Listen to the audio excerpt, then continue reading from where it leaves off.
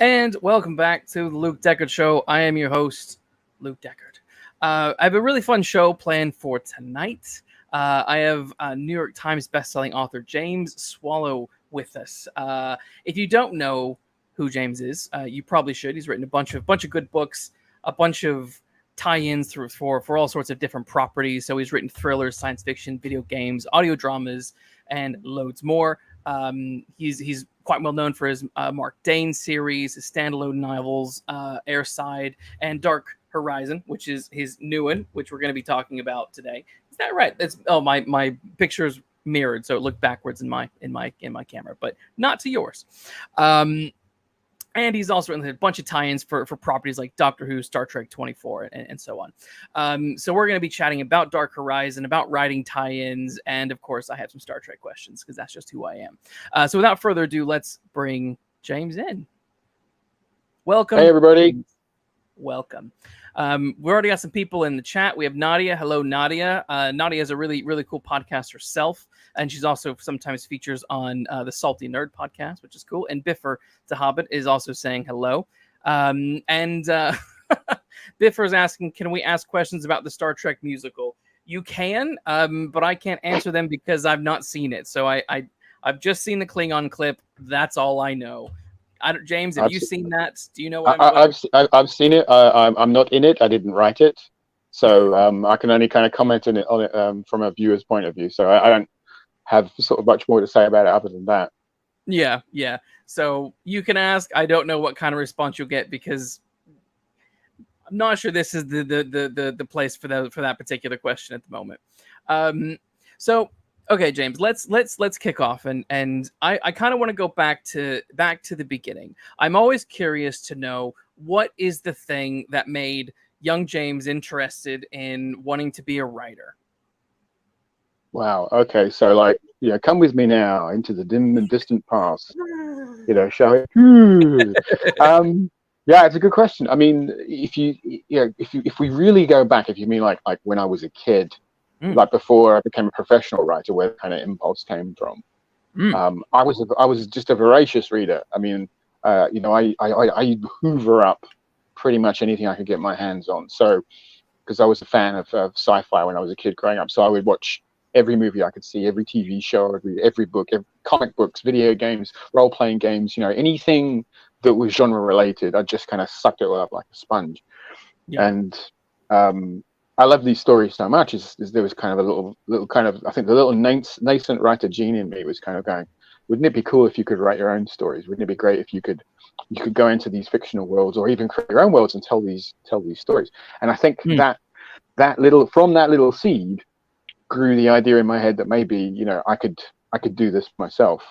And I kind of threw myself into sort of English classes when I was at school, and trying to learn how to write, to learn the sort of like the techniques of it. And I just read and read.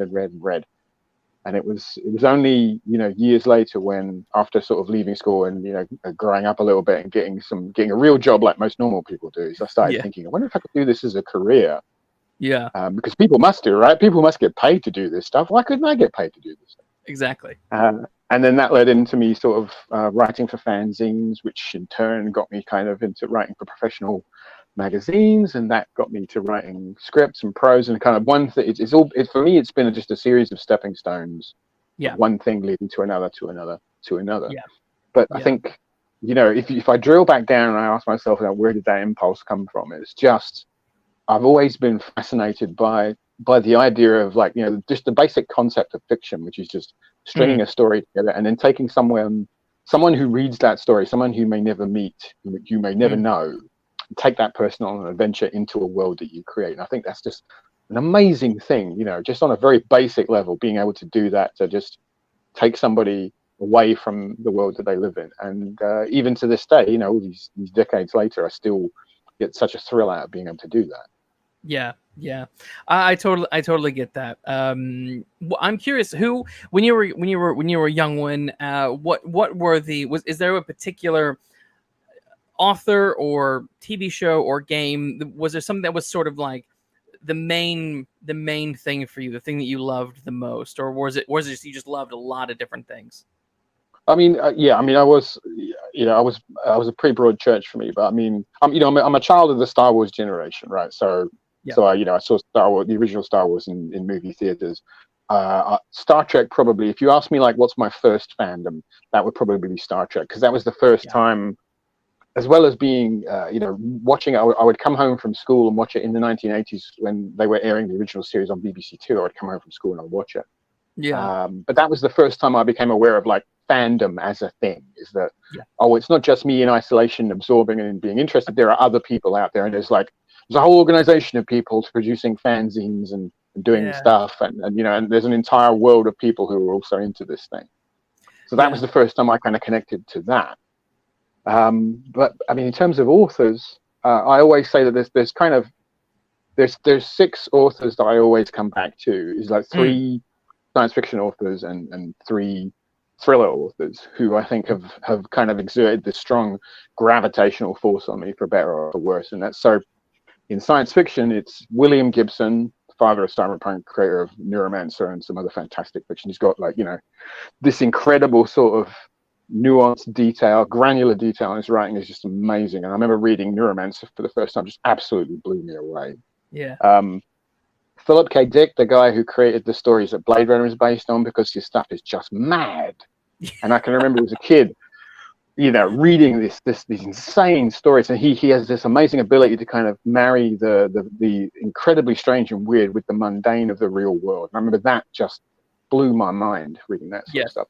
And the other one is Douglas Adams, the creator of Hitchhiker's Guide to the Galaxy, which through my teenage years, I would, like, every year, as a Christmas treat, I would reread my copies of the Hitchhiker's Guide to the Galaxy. And again, very funny, great stuff, but also there's an amazing sort of love of language and the kind of the jokes and the way that language is played with in a very science fictional way that Douglas does. So those are kind of my leading lights in the world of sci-fi. Yeah. And then in thrillers, it was Ian Fleming, obviously, creator of James Bond, but he has this sort of like this whip crack kind of style of doing dialogue and description that I found sort of like compelling when I first came across that.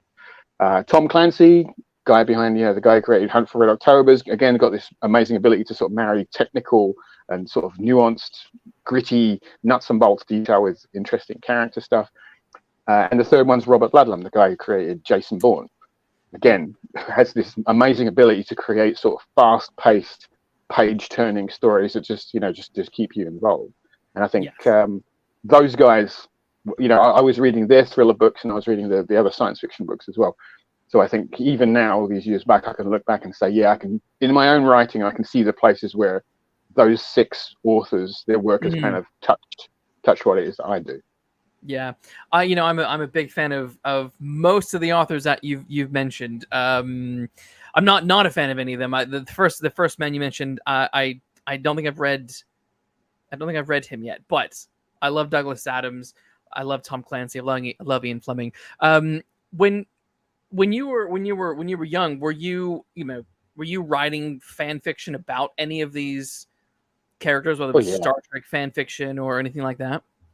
Oh gosh, yeah, absolutely, and it was all terrible. No. But it's but I think it was useful for me because it was kind of like in a way it was like kind of training wheels for becoming a tie-in writer, because I would watch something, I'd like watch Star Trek and I think, wow, these characters are really amazing, but I want more stories, and I wonder if I could tell a story about these characters in this world. Could I introduce new characters? Could I unfold a little bit of that universe and kind of put my own sort of stamp on it?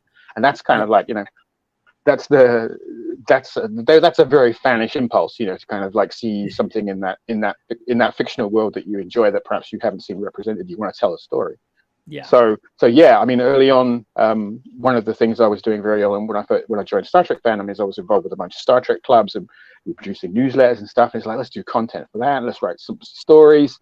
So yeah, I dabbled in writing a little bit of fanfic, and I think it stood me in good stead. Years later, when I was involved in the early years of anime fandom here in the UK as well, and me and a couple of other writers, we actually ran, I think, which was one of the very first fiction-only fanzines that was being produced in the UK at the time.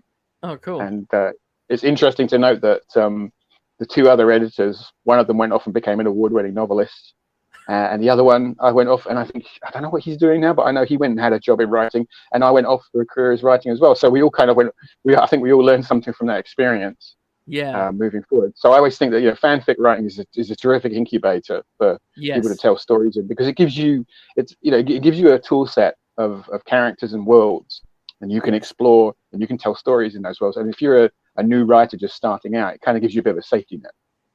Yeah, it does. I agree, and I also kind of feel like if you're young, like if you're 6 or 7 or 8, and you're just sort of having to go, you're not really thinking about picking up a how-to write book, but you're watching this show or you're reading this book, and you're kind of unconsciously thinking about the structure of the show, and you're sort of teaching yourself a little bit of story structure as well along the way, which I think is going to be really, really helpful.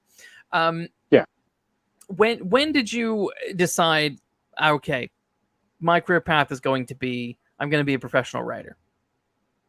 So after I came out of school, I got a regular job like normal people. I worked in an industrial laboratory, and not the cool kind with like cyclotrons or cloning dinosaurs or time machines. None of that really stuff. Really kind of boring, basic sort of science stuff.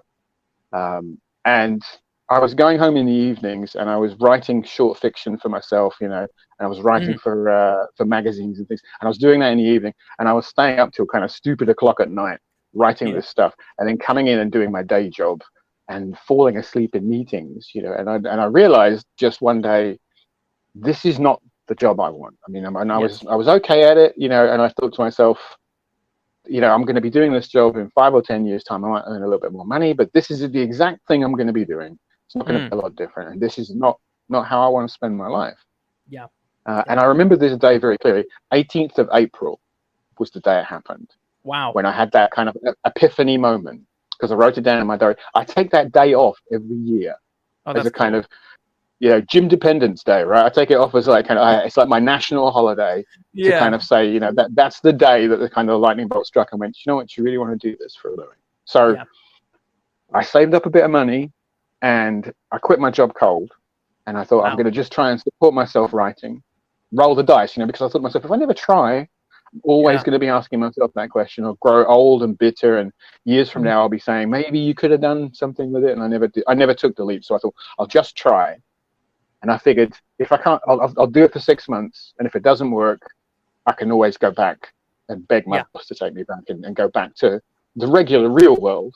Right. So and in the end, it took me about a year and a half to kind of claw my way up back to the point where I was kind of solvent, and I was earning the same amount of money that I had been earning working in my day job. And I thought, well, if I can earn the same amount of money, then at least I can kind of tick over. And that was the point when I realized I can make this my career. But it was a big leap. And I mean, I talk about it now, and maybe I sound a bit kind of glib about the way, I just decided to do this, but it seemed, for me, it was never something that I was afraid of doing. It seemed like this is the right choice to make. Because if I don't make it, I will always wonder, and I will never be happy. And if I'd done it and I'd failed, then at least I'd know, well, you tried, Exactly. And the dice, I rolled the dice, they came up snake eyes, and that would have been it. But I was so confident and probably, arrogant to some degree that I could do this, and I figured, well, just try, just go for it, and I've never looked back, and I know that I am a very lucky person for doing that. But also, I think that, what did they say, that luck is where kind of like instinct and opportunity meet. And I always think that, I've been lucky in a lot of things I've done, but I've also I've worked for everything that I've got. I've worked for every opportunity that I've found. And I think it's work is out there if you look for it. And so, I just took the leap, and I'm still flying. Yeah, I love that. I mean, it's Joseph Campbell's famous kind of mantra. It's follow your bliss, which sounds a little bit sort of like airy fairy, but it's essentially what you've done, and that is, you do the thing that makes you the most happy in life, regardless of the financial success of it, because the thing that that's going to make you feel the most fulfilled as a person is doing that. And I think there's a lot of people who are afraid to take that risk in life. So I think that's pretty awesome. Nadia in the chat says she's added Dark Horizon to her to be read pile, because if I buy any more books. Say again. I said thank you, Nadia. Oh, nice. Because if I buy any more books, my husband will have words with me right now. uh, you're gonna love it, which actually I think is a good segue into chatting a bit about Dark Horizon. So the blurb, just to kind of give you the audience a bit of a taste. So there's a fatal crash on a rain-slick road, and a brutal murder in an English village set off a deadly chain of events leading from stormy skies over the Mediterranean Sea to an explosive confrontation on a remote desert airstrip.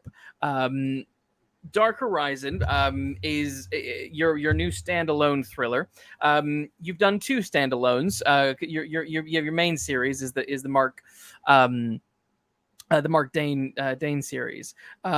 So I'm curious to know. So what's some of the stuff, the inspiration that manifested Dark Horizon?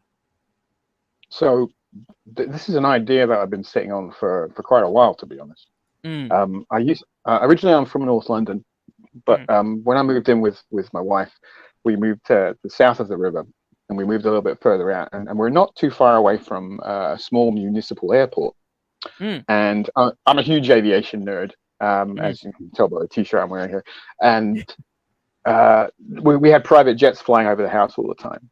And just after I'd moved house, there was this news article talking about how there were these top secret flights are happening, where these planes were being flown by the CIA to these countries with non-extradition treaties, these rendition flights taking place. Right. And there was a big stink about it. It's like, what airports were they stopping at? It's like, does the government know about this? This stuff is, if not illegal, then certainly very, very morally dubious. And to me, I was thought, well, that's an interesting idea, is because if these planes are flying around under sort of like, under cover of being sort of regular private jets, what would it be like if you were the person flying that jet? Do those people know what's going on? Do they know what kind of cargo they're carrying? And then immediately I'm like, that's the beginning of a thriller novel. What would it be like to be the pilot of that plane? Yeah. And to sort of like, you have to carry this sort of like this dangerous cargo.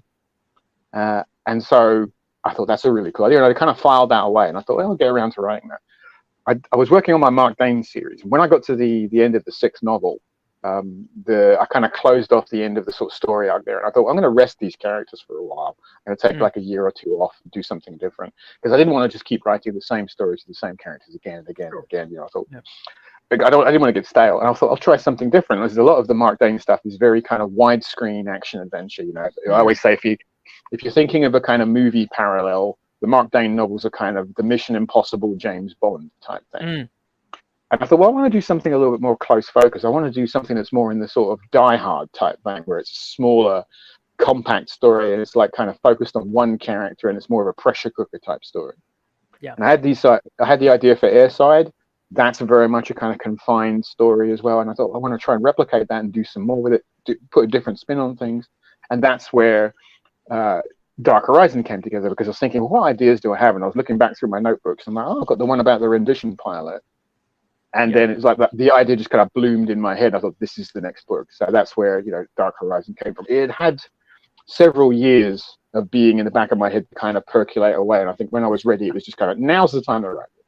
Yeah. And let it win.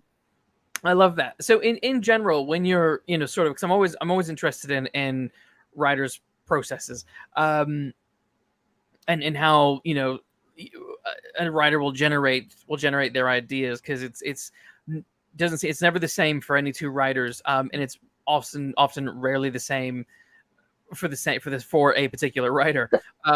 So I'm curious, is it when you sit down to write a thriller, is it that you dive into your notebook that you've got ideas written down, or is it that a character comes first, or a theme comes first? What generally, when you're starting something new, what begins the process? All of those things. It's never, for me, it's never one idea. Sometimes it will be just a kind of moment. I'll think, like, wouldn't it be cool to do, a car chase through the underneath the Eiffel Tower? And I'm like, well, that'd be a cool action scene. Where would I put that in a story? And I'll kind of file that away. And I might read an article about something, that's a really interesting piece of technology, or an interesting news story. And it kind of all goes into sort of the same pot and starts to bubble away. And gradually, what happens is stuff will start to rise to the surface, and I'll start seeing the elements of a story, and then I'll when I think I've got enough in the pot, I'll look at it and say, okay, well, does this make sense as a narrative? Can I order this together? And of course, so while that's bubbling away, that's the sort of spine of the story. But then I'll also be thinking about characters. What kind of characters have I got? What stories do I want to tell about them? Do I have something to say that I want to express through a character? Is there something that's pissing me off that I want to kind of get out into the world, or is there something I feel like I want to bring attention to, and can I have a character sort of express that? All of these things are kind of going on simultaneously for me, and then there kind of comes a sort of point of no return where I think the story kind of gathers enough mass. Yeah. Oh, now this is the thing. Now this is actually going to start work, and then I'll take that raw material away, and then deconstruct it and then start assembling the plot line. It's like, where do I put these scenes? Do I need another car chase or a dance number in the middle of the book to make kind of the action sort of beats work? It's like, is there enough stuff with the characterization? Do I need sort of like more characters or less? And that's the sort of carpentry aspect of it. When you're building the bones of the story. And that's one of my favorite. I gotta say, it's one of my favorite bits. That is just building the pieces and sort of slotting the stuff together. The carpentry of it, the plumbing of it, the mechanics of it. Yeah. I really enjoy doing that, and because I get such a great thrill when stuff starts to work. It's like when things start to lock together, especially when it almost happens like you're not even planning it. Yes. Suddenly you go, oh wait, if I had this character could do this, and that character could go here, and suddenly these things make sense, and it's almost like it's kind of writing itself, and that's like that's the magic. I love that when that happens. Yeah, I know what you mean. So when you're putting these together, how much of a structured outline do you put together, or is it just sort of ideas, rummaging around in your mind that you're just sort of putting out there as you're writing? So when I'm gonna actually start work, when I'm actually at the point where I'm gonna actually start cutting metal here and putting words down on the page, I tend to have a fairly detailed outline. I didn't used to do super detailed outlines. When I was working on tie-in fiction, often with tie-in fiction, you have to do a kind of not super detailed, but not kind of lightweight detailed. You have to build an outline that you have to show to a licensor so they understand where the story begins and ends. Yeah. But when I was when I started writing thrillers, I realized that sort of the rigor of a thriller story, you really do need to nail a lot of the stuff down early on. Yeah. So once I started writing my own, and also because it was my own stuff as well, I think I was putting even more energy and effort into it because it's got my name on it. It's not based on a license, and it was personally important to me that I did it right.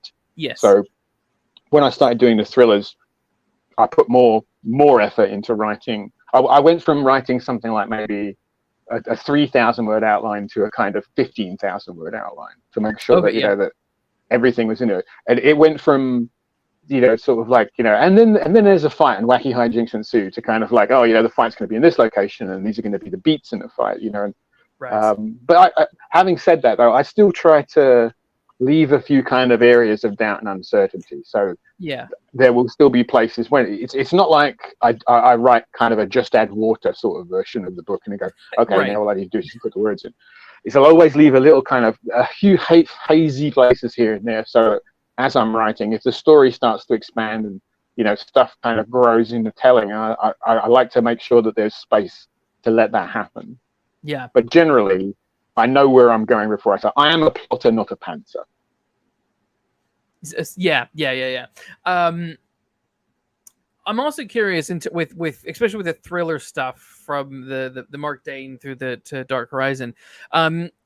When you're putting these stories together, what are you thinking about in terms of socio-political commentaries? It's very governmenty, espionage-y stuff. Is it just are you thinking kind of going for thinking of like Ian Fleming having fun with his spy novels, or are you what's the kind of the subtle commentary that you're thinking about when you're putting these together, if any?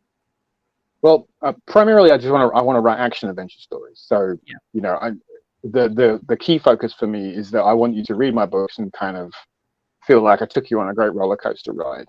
Yeah. But I think you can give somebody an exciting adventure story and you can still say a little something as well. So I Yeah. do try and make an effort to, if there are things I want to get out there, I still try and make an effort to do that. I rail against the sort of like, the inadequacies and the inequities of the world, Yeah. and I'm talking about sort of things that are important to me, like, the struggle for personal freedoms and that sort of thing. Is Yes. maybe I'm not going to be sort of tearing down particular sort of like political figures or anything like that, but if you read the books, you can see the kind of guy I am. You can, if you want to, people say to me like, what are your politics? I say, read my books and you'll understand the kind of guy I am, the kind of things that are important to me. Yeah. So yeah, I think you can do both of those things, but I don't kind of like start my writing and think, okay, this book has an agenda that Yeah. I will go for. It's like my agenda is I want to take my readers on an exciting adventure Yeah. and have them come to the end of it and go, wow, that was fun. That's always first and foremost my primary motivator. I love that. I love that. Also, I'm also curious because there is so much interesting, detailed information in these in your books, stuff that I have no knowledge about in the real world. I'm not a spy guy, so when it comes to espionage, governmenty sort of stuff, I'm not super versed in that. But you have a lot of interesting pieces, like in Dark Rise, you got terrorists, you got disgraced military personnel. I'm interested to know what's your research process like when you're putting together. Obviously, you were mentioning the planes flying over, and you saw the article about CIA using these planes and things like that. But when what's the research process like? So I read as widely as I can, because there's a lot of great information out there. I try as much as possible. If I'm talking about, like, say, a location, if I can go there, if I can walk the territory myself, I'll do that. So I travel a lot, as much as I can, to kind of visit places to get a sense of it, because there's a kind of granular texture that you get if you stand in a place, you feel it, on a very visceral kind of level, and that translates into the writing. And if I can't do that, I find someone who has, and I'd say to them, tell me what it's like to go to this place. I mean, when in my second book, there's a lot of the book takes place in Mogadishu in Somalia. My travel agent's not going to pay for the travel insurance for me to go to Mogadishu, but I met somebody who'd been there, and I said, well, tell me about what it's like to just kind of walk down the street there. Tell me how it feels. What's it like at nighttime? How, do the street lamps make a particular buzzing sound or something like that? The kind of tiny granular details that make that world come to life. It's very important for me to try and find that. And I do that with the technical aspects as well. It's like, I read widely as much as I can on and around the subjects that I'm going to base the story on. I speak to people who are from that world. Some people from, like, former military people, law enforcement people from the sort of like the clandestine world, anybody who I can get to have a conversation with me. I mean, for example, with Dark Horizon, the main character is a former RAF pilot. I was had conversations with a guy who was a former RAF Typhoon fighter pilot, and spoke to him about, like, kind of certain things. And I spoke to some pilots who flew the particular model of aircraft that the character in the story flies, to get sort of like, what's it like, that particular plane. I had one conversation where I was like, walk me through how you start the plane up. What buttons do you push? What noises does it make? What things does it do? And that's directly in the book. I made a whole sequence out of that kind of thing happening. So I try to, where I can, if there's a place where I can try and make it feel authentic, I do as much as I can. I mean, it's not, I'm not perfect, and these are action stories, and I do, admittedly, I err on the side of drama.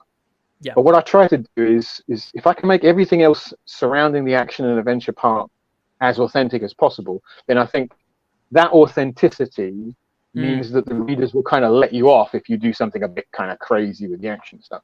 And that's kind of the deal I make with my readers. It's like, trust me on this stuff, and I'll give you a good adventure story.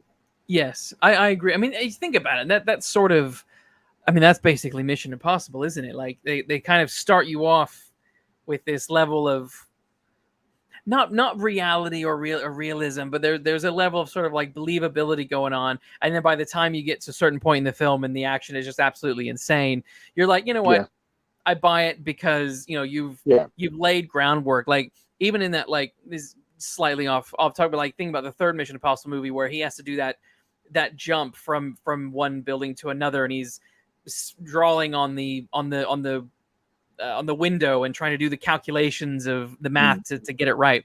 I'm like, you know what? That's cool. I mean, I know this is all a bunch of nonsense, but I like that they've added that kind of detail to sort of make the ludicrous sort of believable. I like that. Yeah, because by that point in the story, you bought in, right? And that's the thing is, Totally. if you can get the audience to buy in, Yes. you know, if you make, like I say, you make that agreement, come with me on this journey, buy into this, and I'll make it worth your while, right? And that's the trade that we as creators do with the audience. So yeah, that's exactly the kind of thing I like to do. And I mean, you know, some of the stuff I come up with, I mean, I have to be honest with you, there are things that I discover in my research, and I'm like, that just seems, that's science fiction. That's not real. And people, no, this stuff is real. I mean, you know, stories I've been told is the, you know, kind of weird dark side stuff from the dark world of technology makes my hair turn white. I'm like, tell me that can't be real. It's like, no, things are way worse than you think they are. And I'll put it in my book and people go, that can't happen. I'm like, no, actually that's the real bit. The bit that you don't think is real. That's the scary stuff. And you know, the thing about being a thriller writer is so many times I come across something that is like horrific and terrifying. And a normal person would go like, oh my God, that's horrible. But I'm a thriller writer and I go, how can I use that in a story? Right. That's really cool. Horrible, terrifying, but that would make a really great part of my novel. I'm sitting there writing this stuff down. You know? Yeah. Oh God, it's so true. Now, Dark Horizon is standalone, or is it? I don't want. We're not gonna spoil the ending or anything like that. It's a very interesting ending, is all I'm gonna say. In a good way. But it definitely left me going, oh my God, could there be more? Or oh my God. Well, I had I mean, we're not surrounded here. I won't make any spoilers. I wrote an ending which originally my idea was going to be, shall we say, a much more kind of concise, definitive ending to the story. And then as I was writing it, I thought it just felt a bit too pat, a bit too Hollywood. Sure. And I thought, you know what, I'm not gonna do that, because part of the reason for me writing these two standalone novels is I wanted to kind of push at the walls a little bit of the style of stuff I've been writing. So I decided, you know, I'm going to write an ending that is a little bit more open-ended. And I left it at that, and I thought, and I had no plans to write a sequel until very recently. I was having a conversation with somebody, and he said, "Well, you know, have you got any ideas for a follow-on?" And suddenly I thought, actually, I do, and I do have an idea. So that doesn't necessarily mean I am going to write Dark Horizon 2. But you know, I'm a writer. I'm always hatching new ideas, and I thought, well, if the opportunity comes, maybe I might do a sequel to that story. Or maybe I might do something else. You know, it's things are up in the air right now, but we'll see. That's a possibility. That's all I'll say about that. Cool. I know. I love that. Yeah, the ending is great. I really recommend everyone go pick up Dark Horizon. Get it at any good bookstore or any bad bookstore. I want to chat a little bit about tie-ins now, if that's all right. I want to pivot to tie-ins. Sure. So as I mentioned earlier, you've written for, I mean, my God, everything. You know, Stargate, Star Trek, Doctor Who, 24, you name it. You've done something on it. It seems, which is really, really impressive and kind of speaks your prolific skills, I'd say. But what's always interested me with tie-ins is, you know, there's the moment of like, you know, oh my God, someone tells me, oh, Luke, I want you to write a Star Trek story. I'd be like, oh, that's fucking great. Yes, I love that. But then I'm like, what are the complications of doing that? So that's my question. What have been the complications for you when it comes to writing certain tie-ins? Well, you know, that really is a kind of how long is a piece of string question, you know, because it's different franchises have different needs. Some franchises, the licensors are very hands-off. Other ones, they're very, very hands-on. They're very, very controlling. You know, I've had quite honestly some of the best and worst, absolute worst writing experiences of my career working in tie-in, because it is a very broad spectrum, you know. And I mean, if we go to Star Trek for an example, I mean that's been a great experience working on that franchise, because that's, like I said at the beginning of the conversation, first fandom for me. It's a fictional world that I really love.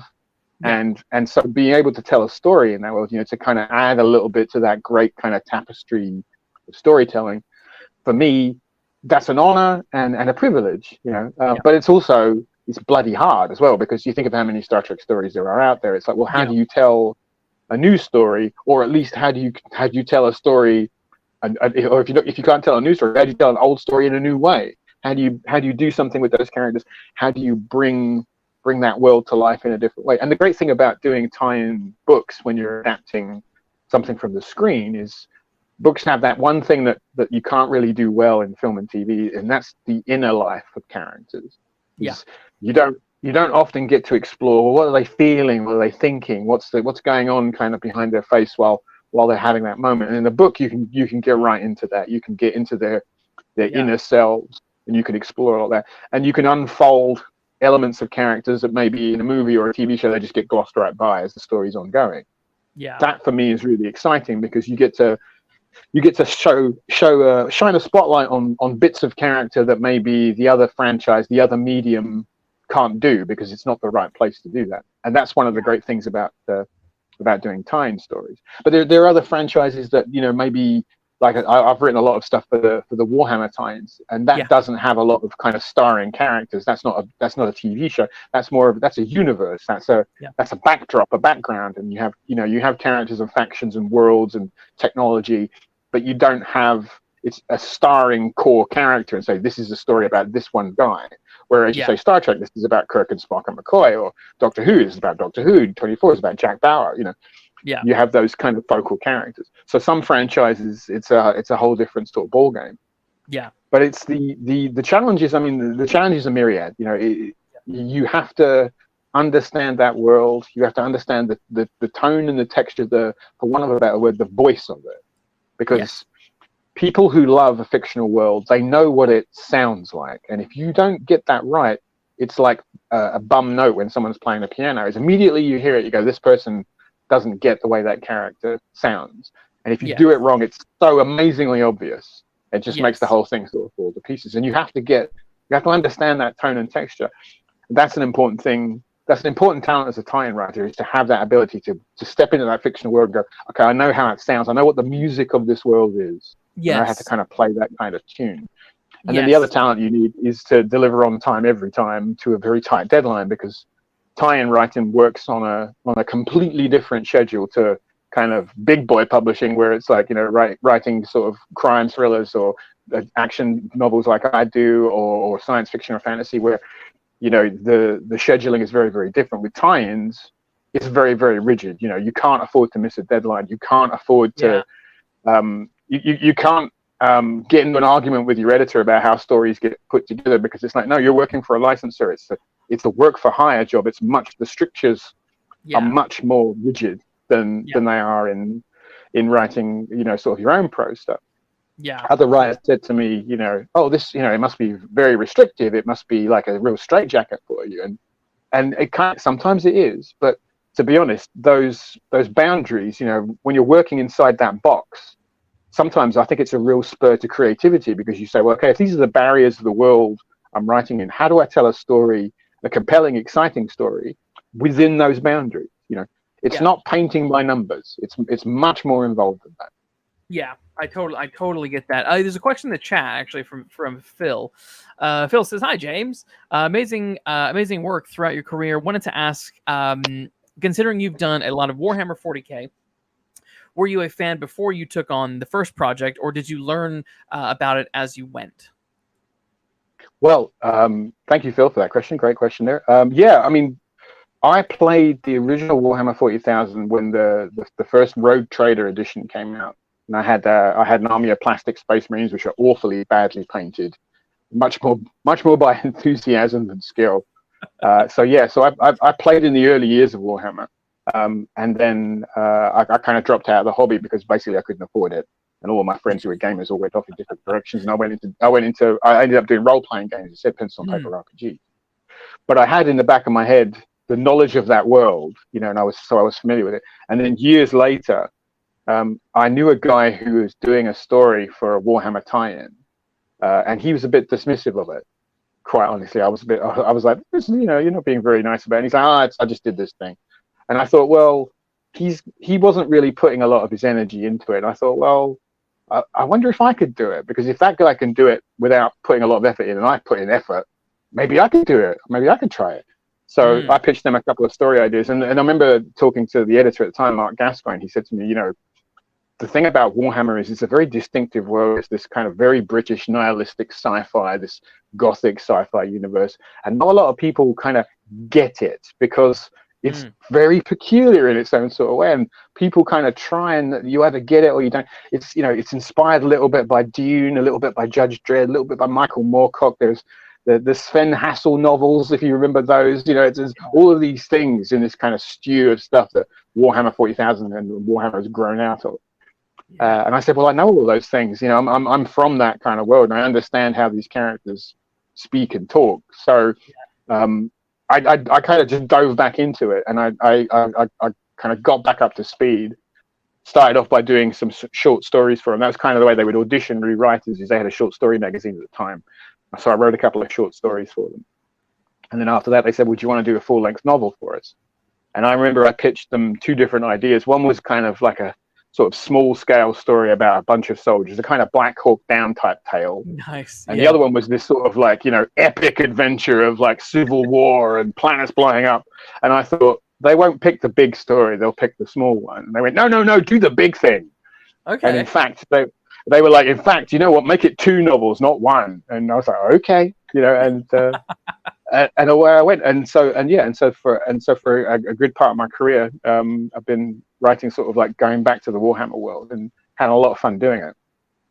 That's awesome. Obviously, what's your thoughts on Amazon? They're meant to be doing a Warhammer series with Henry Cavill now that he's departed with The Witcher.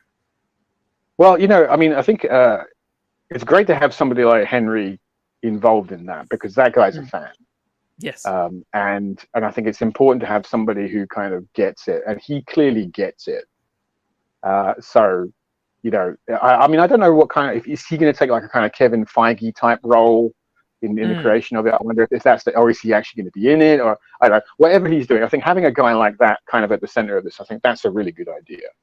Yeah. But how it gets done, your guess is as good as mine. Because the thing is the Warhammer universe is so baroque and overblown and huge, and that's part of what it is.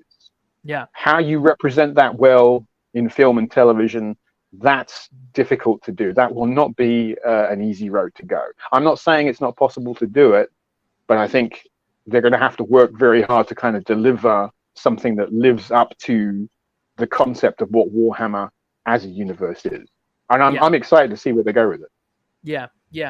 It will be cool. Something you mentioned earlier that I thought it quite resonated is when you're talking about with your tie-ins, like getting the voice right. Because I there's times where you kind of you might watch something or read something that's tie-in or a a new spin-off show or something like that set within a particular universe, and you can sometimes feel that the voice just isn't quite right. They haven't quite nailed it. It's sort of maybe a bit instead of feeling authentic, it feels more like a pastiche of itself. And so I feel like that's definitely a really, really important thing to do. And yes, like when you're doing something like Doctor Who or Star Trek, how do you get yourself in that frame of mind to nail that world? Well, it helps to be a fan of it. I mean, to be somebody who's kind of like steeped in all of that kind of stuff.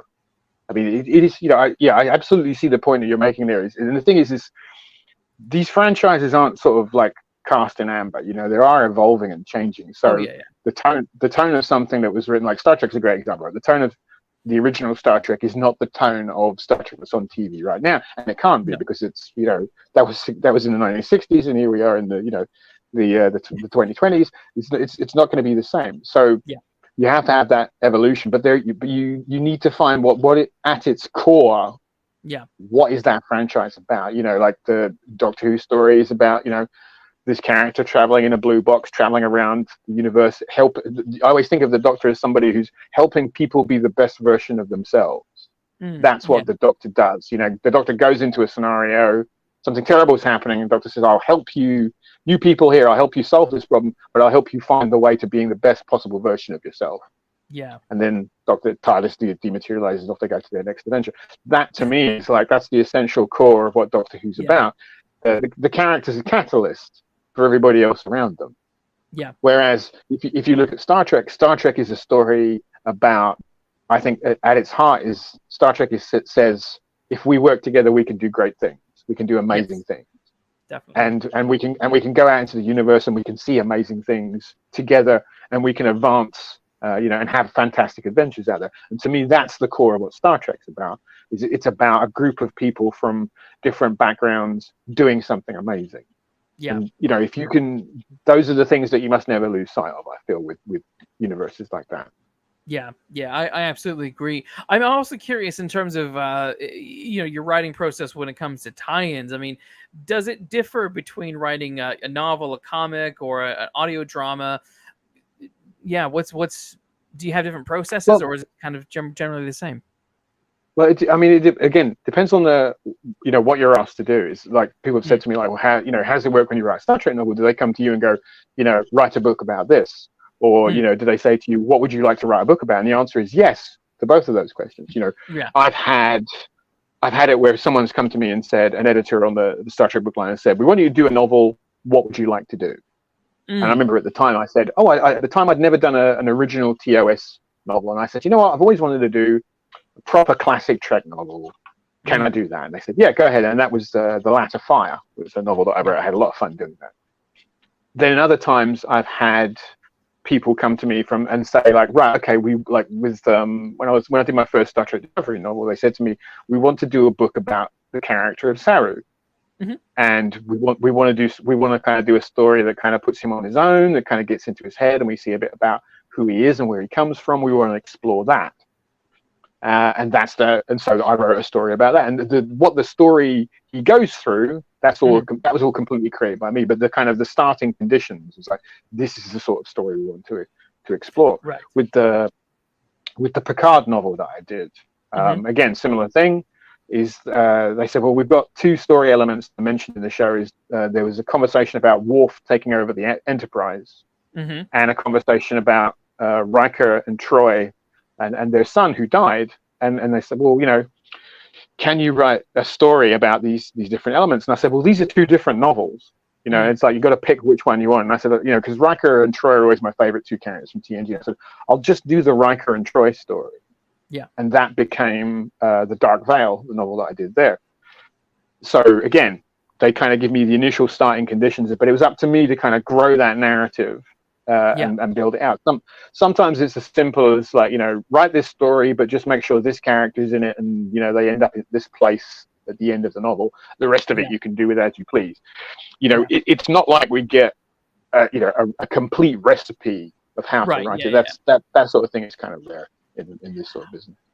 Because I'm curious, are some of these restrictions because they know what the next book is going to be, and are they trying to do some sort of a bit of continuity, or are they trying to do continuity with the TV shows and things, particularly like with your Picard novel and Discovery novel? Is that all sort of part of the big picture they're thinking about when they give you these projects? Oh yeah, absolutely. I mean, sometimes it's like with the example I gave you about with the Picard books, the Worf story or the Riker and Troy story. It's like, well, that's a story they couldn't explore in the show. Yeah. So they're like, okay, well, we can, we're not going to go back and do a show about Riker and Troy. We're not going to do a show just about Worf. Yeah. But people, that's an interesting story seed that people want to know about. So let's do it in a book. Yeah. Let's expand that out there. Cool. Sometimes it's a question of stuff that you can't do. I mean, while I was working on a Doctor Who project a while back, a long while back now, a couple of years now, and it was a war story about two Doctor Who races having a battle in the TARDIS, and the Doctor getting caught in the middle of it. Nice. And we got quite a way through to almost sort of the start of production. This was going to be an audio drama. When Cardiff got in touch with Big Finish Productions, they said, look, you can't do this story because we're thinking about putting these two species in a TV episode, and we don't want you to, get there first. So, don't do it. And so that story didn't happen. And that whole project I worked on that for maybe like 3 or 4 months, and it just never went anywhere. Oh, And that was that. And but because when you're working on a tie-in project, the thing is you have to remember is that you kind of serve at the pleasure of the president, as it were, right? yeah. You are an ancillary product that follows in the footsteps of the leading material, whether that's a movie, TV show, video game, what have you. And if they decide that in the primary material that's a story they want to tell, you have to follow that line. Yeah. That's part of the job, that's because it is a work for hire job.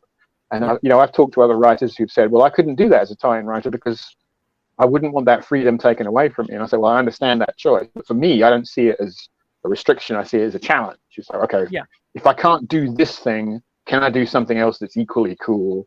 Take the story in another direction. Yeah, yeah. And I would imagine it's probably not that much different even for the people, writing the shows. I mean, there's going to be restrictions and things like that, I mean, yeah. So it's, I think it'd be fun. But yeah, so I'm curious. Are there any other properties that you haven't written for that you're like, I would like to get my hands on that? Oh, hell yes. Yeah, absolutely. What are they? Well, people often say like, oh, what's the top project you'd love to do? And I'm like, it's just impossible for me to kind of nail it down to just one thing.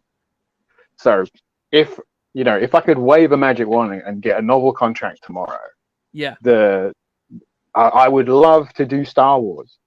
Because I've been and let me tell you, I tried really hard to get on their radar for on and off for about the course of 10 years. I was kind of emailing them going, hey, call me. And I never really got anywhere. And that's a great shame. I've kind of, to be honest, at this point in my career, I've kind of thought, well, I'm probably never going to do it now. But that would have been fun for me to kind of dabble a little bit in that universe. I did write a video game that was set in the Star Wars universe, so I kind of have done a little bit with those characters. Yes.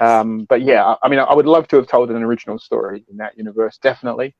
I'm a huge Marvel Comics nerd, so to tell a story, to write a Marvel comic or something in the sort of MCU universe, in any version of the Marvel universe, I've come close a couple of times, and stuff's just never kind of come off, which is a great shame for me. Who though? What character would you want to do within Marvel? Is there a particular one or just anyone? Iron Man. Oh, nice. Yeah, I mean, I've always been a huge fan of that character. So I'd love to do an Iron Man story, or if I had to pick kind of like a more sort of lower level character, I'd go for, if you know the character of Union Jack. Yeah. Like he's like the working class version of Captain Britain. I thought, he'd be a kind of fun character.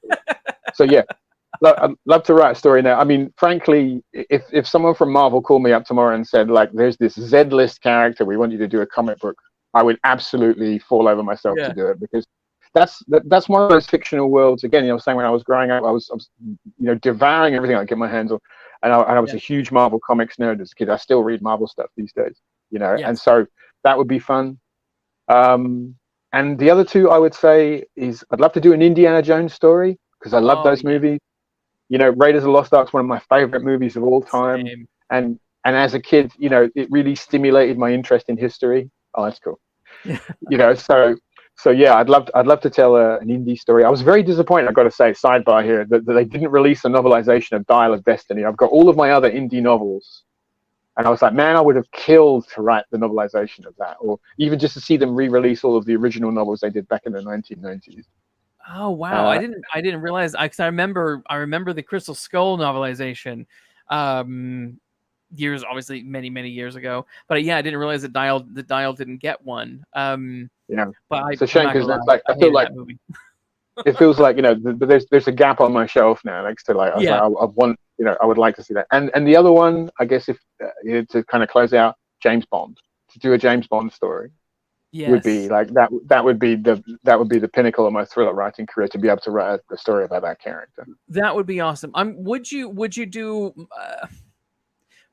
it be Bond set back in the in proper Bond time, or would it be modern day? Because there's a new series of new Bond books out at the moment by, I can't remember the lady's name, dang it.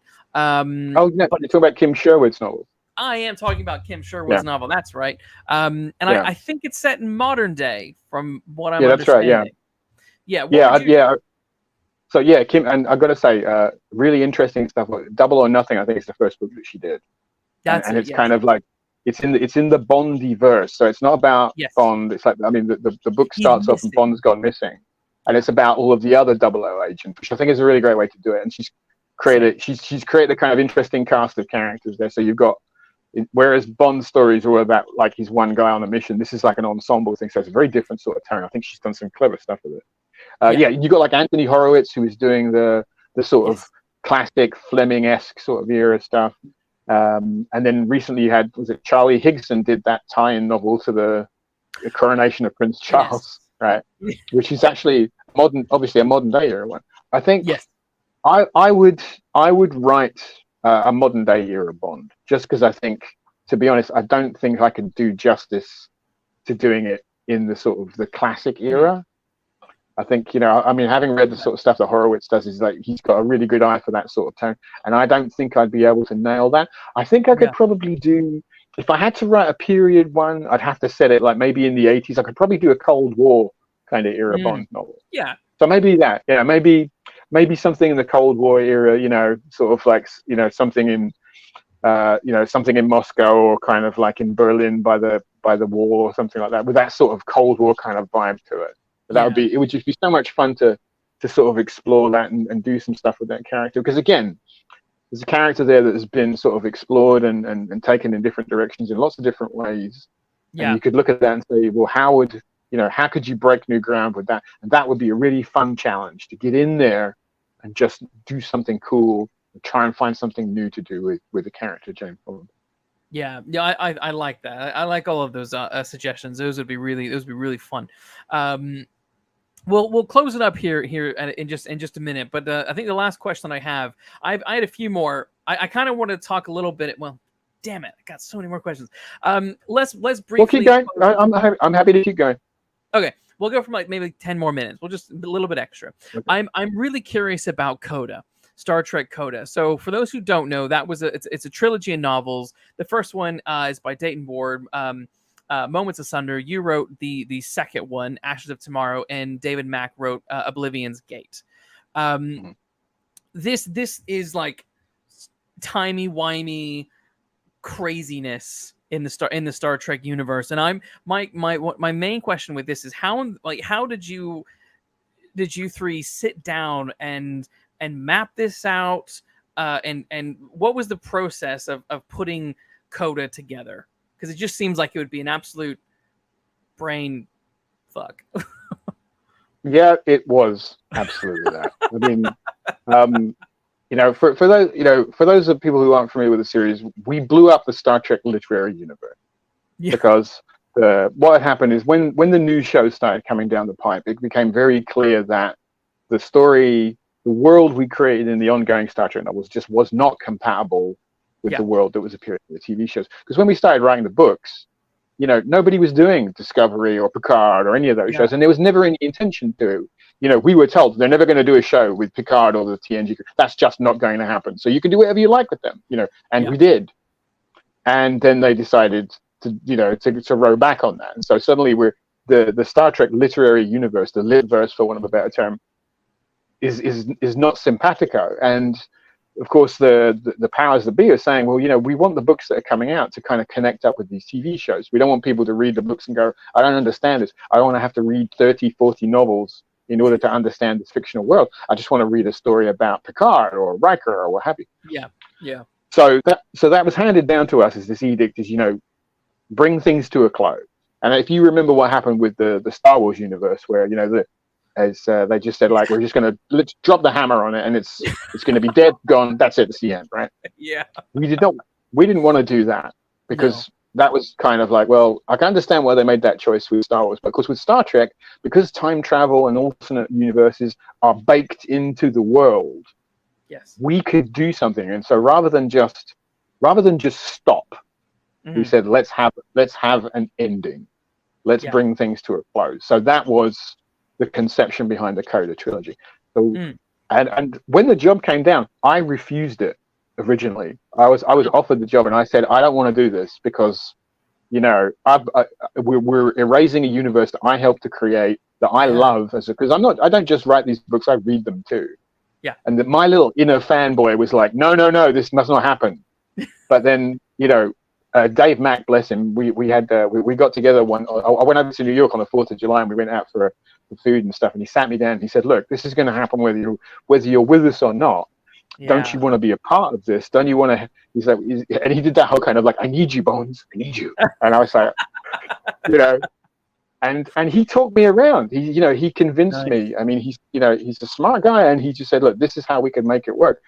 And he dangled these ideas in front of me, and suddenly I started to think, you know what, this could be an exciting challenge. This is when am I ever going to have the opportunity to be part of something like this again? So I said, let's do it. And so what we did is we sat down and we spent months and months working on this. We had our private sort of messaging channel, which was called Wormhole Death Cannon, which became the name of our fictional band. We had tour band. We got tour T-shirts printed up for everybody who was involved in the project. And we just spent ages beating it out. Dave has got this amazing sort of spreadsheet, and he beat out every single story element in the story, just blocked every single section. We built a big timeline, all this massive sort of spreadsheet document, and then like this big timeline of intertwining sort of stuff, because we had to present this stuff to Paramount and say, this is how it's going to work. And we had to use visual aids to get the whole thing across. And then once we did that, we broke the story into sections. I think originally I was actually going to write the first novel, and there was even a point where there were actually going to be 4 books in the series, not 3. And the way things eventually sort of shook out is we had to swap it around. So I ended up doing, because of my schedule, I ended up having to do the second novel. Dayton took the first one. Dave was always going to be the guy who brought it to a close, because one of the things that he's really great in is just like epic, huge scale stories. And we knew that Dave was going to land it all for us at the end. And it was an amazing challenge, an amazing experience. At the end of it, I was kind of sad because I felt like we were putting the torch to a lot of stuff that I really love. But I think there's a lot in there as well. We tried to make sure that everything we wrote paid respect to and honored the writers and the material that came before us. And we knew going in that we were going to piss off a lot of people. And we did, but it was like, this is the job that was put in front of us. So it's like, okay, well, we're going to do it to the absolute best of our abilities. And looking back on it now, I'm proud of what we did. I think we had an impossible challenge, and I think we did the absolute best we could with it. Yeah, I agree, and I think that at least unlike Star Wars, at least there was some sort of, we're going to give you one last hurrah, and then clean slate it. At least you did. You guys were able to do that, and the Star Trek in general did that, because I know there were a lot of sad Star Wars fans when they were like, "What? The extended universe isn't real anymore? What?" And I've had a lot of fans say to me, like, if they feel like it kind of invalidates the lit verse, and I don't think that's true at all. Those stories are still valid. Those stories are still great, and I think if you use this as an excuse not to read those stories, you're losing out, because there are so many fantastic stories out there, and those stories still exist in some format. There are so many great stories out there that I really love myself. And it's not like those books have turned to dust in everybody's collection. They're still out there. And like I say, we did the best job we possibly could with this. We were given sort of the mother of all trilogies to write. And I stand by absolutely everything that we did. Definitely. Oh, the other thing is, and this is sort of what gets me through when I see something that I love doing really stupid stuff, is I'm like, what, I can just not consider, just me personally, I can just not consider X canon, and then if it picks up again later on, then I can start from there. It's it really is up to the fan how they want to engage with this stuff. Whether you bring something to a close, like you said, it doesn't wipe out anything that came before. You can always go back and read that stuff, and you can always love it. You can make up your own canon. I honestly thought we could get all the way through this interview without you saying the C word, but no. I know. It's like, oh man, that's like, as a tie-in writer, that canon, that term is like the bane of my life, because so many times people say, like, pick up a tie-in novel and they go, but is it canon? And say, and my response is, it doesn't matter. Yeah. It's, is it a good story is the question that you should be asking. I mean, I get that. I mean, I get the impulse, I understand like why people would want it to marry up and want it to all kind of dovetail together, but these massively complicated, contradictory universes that even within canonical works can't even keep stuff straight. Exactly. At the end of the day, it's like, your primary metric should really be, is it a great story? Did it move me? Did it excite me? Not kind of, does it refer to like this precise star date? Because if it doesn't, the whole story is invalid. That kind of like, that's kind of small-minded thinking to me, because I think if you concentrate too much on that minutia, you miss the opportunity to pick up and enjoy a really enjoyable story. Yeah, I agree with that. I never have canon like capital. It's like little c, little c. You know what I mean? It's little c. Yeah. Soft canon, right?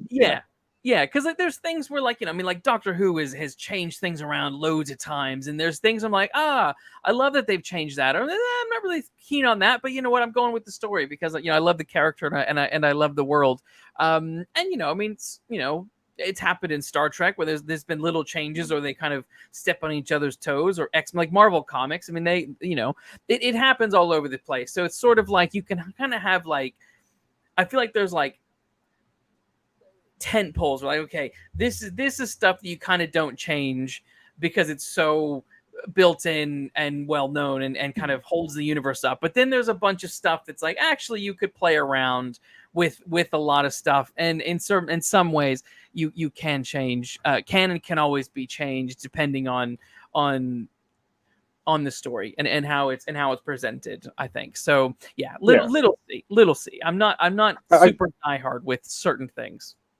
No, I mean, I agree with you there. I mean, I think, to be honest, comics I think are the best exemplar of this, because they're the ones that have the most fluid. I mean, how many times have we seen Batman's origin story, right? And it's, there's different versions of it, but the core of Batman's origin story is like the death of his parents and the kind of decision to become a crime fighter, right? And you can do that a bunch of different ways. Yes. How many times have we seen Peter Parker get bitten by a radioactive spider? But that's the core of who Spider-Man is. You can play that out a million different ways. Yes. And it doesn't have to be Peter Parker, it can be another person, or it can be somebody else going through that same experience, a different version of the Spider-Person character, wherever they are, right? The Into the Spider-Verse is like the perfect example of the myriad ways that you could do that. Yes. I think being a comics fan from an early age kind of taught me to have that kind of elastic relationship with the canonicity of the stuff that I enjoy. So I think being a comics fan kind of teaches you to kind of be like, whatever. You just let it go. You have to have a slightly kind of lax relationship with it, because if you don't in comics, you'll go mad trying to rationalize it. Oh my God, absolutely. I agree. Comics, I think I agree is the best example. I mean, there's a new Ninja Turtles movie out there. How we've seen their origin 4 times on the big screen already. But it's a hit. People love it because it just works. I'm all for, you can have your canon, but there has to be room for moving certain things around here and there for sure. Let's see. One last question. Do I have one last question? No. We can bring it to a close there. I have many, way too many, but yeah, we can bring it to a close there. Otherwise I'll be here for 2 hours. James, this was a lot of fun. I really enjoyed talking about all this stuff with you. Where can people find you on the internet if they want to connect?